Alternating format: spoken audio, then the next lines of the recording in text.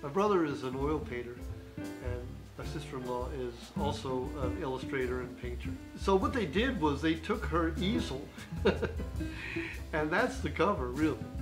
Because she does a lot of things where she's like taking a brush and just throwing paint at the canvas or at picture frames. She hand paints picture frames. So the cardboard underneath is actually the cover. They took what they considered to be a nice little square of it, and took a typewriter and typed all the information and stuck it on there with glue.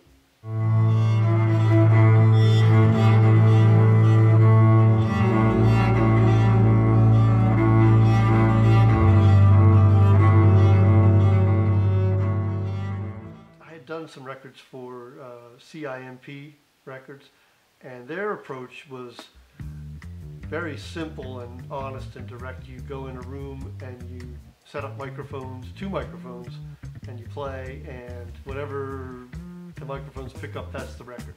But I didn't want to do that. I wanted to try something different because the bass is such a soft instrument. To really capture the sound of it, you need to isolate it, and so I went into a more conventional studio.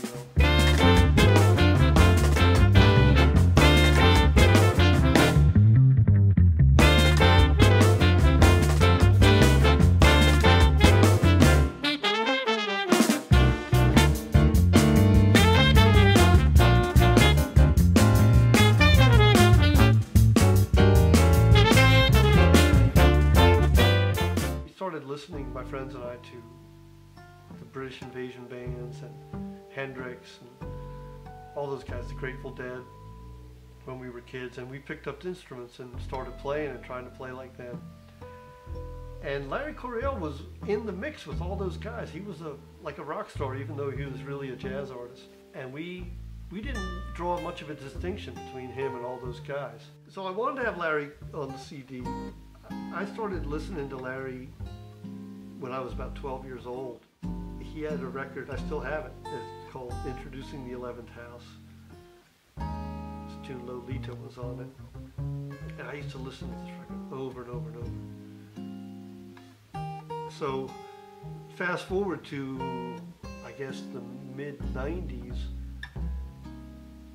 I was playing a jazz series in Philadelphia, and we were bringing in national or international acts, and I was the house bass player. I got to play with Freddie Hubbard, Rose Allison, Charlie Bird, Dakota Staton, and Larry Coryell. And Larry and I kind of hit it off, and he hired me a few times to play with different things he was doing. So when it came time to do the CD, I wanted Larry to do one of my tunes, which we did, Sweet 16. And then he was available the next day. And it just dawned on me, I could record Lolita with him. This tune I'd always loved since I was a little kid. And I'd had this fantasy of playing cello on it. But it was just a fantasy. I hadn't actually prepared.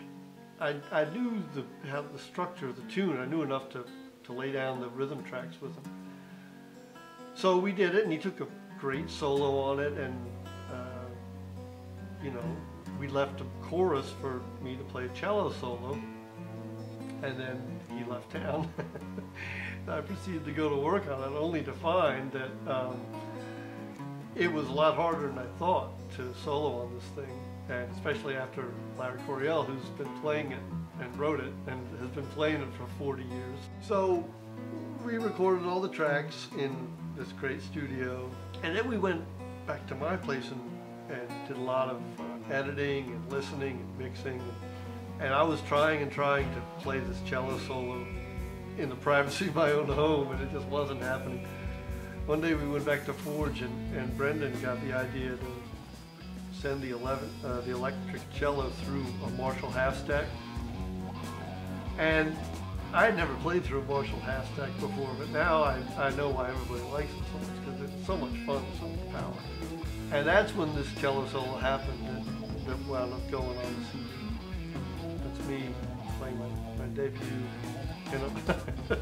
in a recording studio through a Marshall half stack.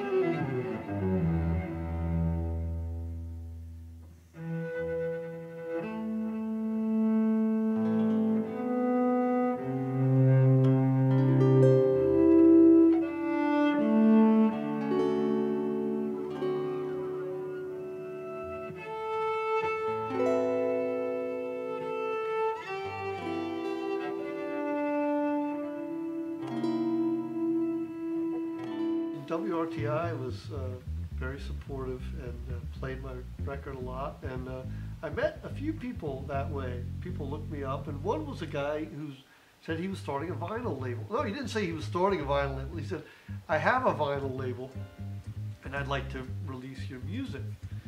And I thought, well, that's great, you know. And as we were emailing back and forth, I started thinking, like, this guy sounds really young. I finally asked him, how old are you? He said, well, I'm 17. And it turned out this was his first release on his label, was 2 of my tunes. And I'm really flattered. And I still can't wrap my head around why a 17-year-old kid would want to put out my music, but I think it's great, you know.